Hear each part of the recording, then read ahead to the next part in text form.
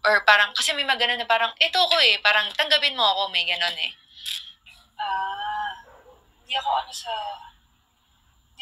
sa ganun eh. Ito ako, tanggapin mo. Kasi nga, yung relationship two-way.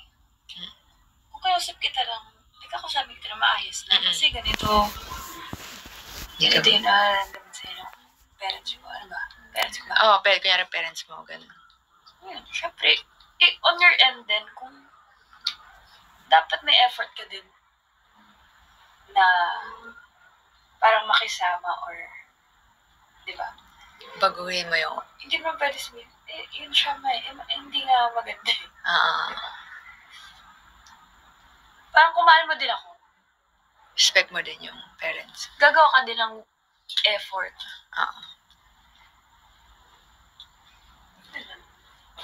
Yes. Pag gano'n na, sa mga problema. Ano ba? So, for you ba yung mga ganong ugali, like, yung hindi na nababago, isa na rin ba siyang sign na i-end yung relationship? Diba? Kasi minsan, di ba, tayo, may mga relationship tayo na, kunyari, pag hindi cheat, kunyari pag cheat, doon na tayo nakikipag-break, di ba? Pero minsan hindi natin nakikita na may mga red flags na pala na, kaya nagkakaroon kayo ng problema na malala. Kasi hindi nyo pinapansin, pero sobrang lala pala kapag, alam mo yun, yung maliliit na bagay, yun nga, yung mga maliliit na bagay, pag lumaki, grabe, naiipon, di ba? So, kunyari, red flag na nga, yun. Sign na ba yun na parang, uy, medyo gising na sis, ang helmet, ganon. Kailangan na nating tanggalin kasi hindi na siya maganda. Paulit-ulit na ba? Kunyari, paulit-ulit. Oh, syempre, paulit-ulit kasi nga, aware siya sa ugali niya. Nag-try mo siya kausapin na ganito. Siguro, naman, syempre, kung matagal lang kayo sa relationship, kunyari, sabi mo. Yun. Baka ano na yun.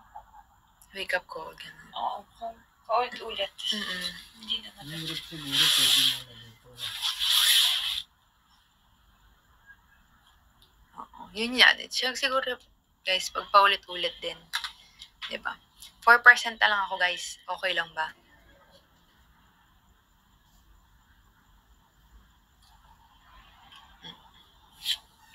Kasi sabi ko sa kanya yun. Sabi ko, alam mo, dati kasi hindi sa akin problema yung, kunyari, parang siyempre pag mahal nyo, ganyan, parang, minsan may mga ugali talagang hindi maganda.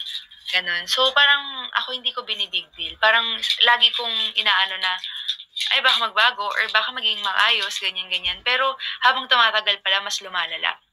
So, ang hirap pala ng ganon. So, pag nakikita nyo na din talaga na may red flag yung nagugustuhan nyo, medyo parang questionin nyo na yung sarili nyo na, ala, tama ba to? Papasok, kailangan ko ba siyang ituloy, ganyan? Kasi, grabe talaga guys, pag may red flag talaga, ay naku.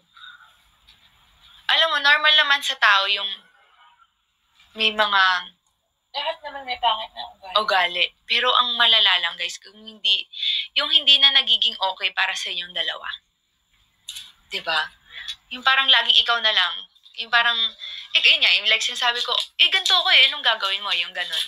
'Di ba? Parang, paano naman ako? Ganon, 'di ba? Parang, dalawa kayo sa relationship. Parang ikaw na lang, ganon. Kaya napupunta sa, sige, mag-adjust na lang ako, ganyan. Or hindi, ano na lang, ganon.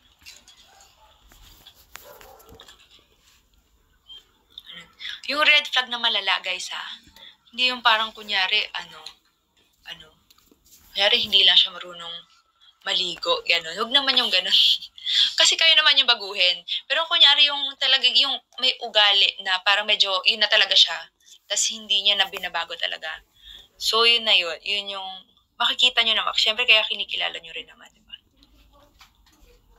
Yun. So, yun yung parang isa sa natutunan ko. Na, pag may red flag na ganyan, parang medyo,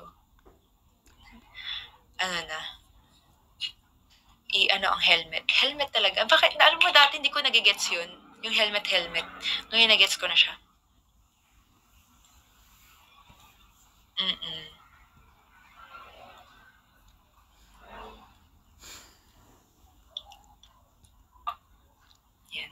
So guys, ayan na pala, 2 hours na tayo. Ayan ha, nag-extend na ako malala.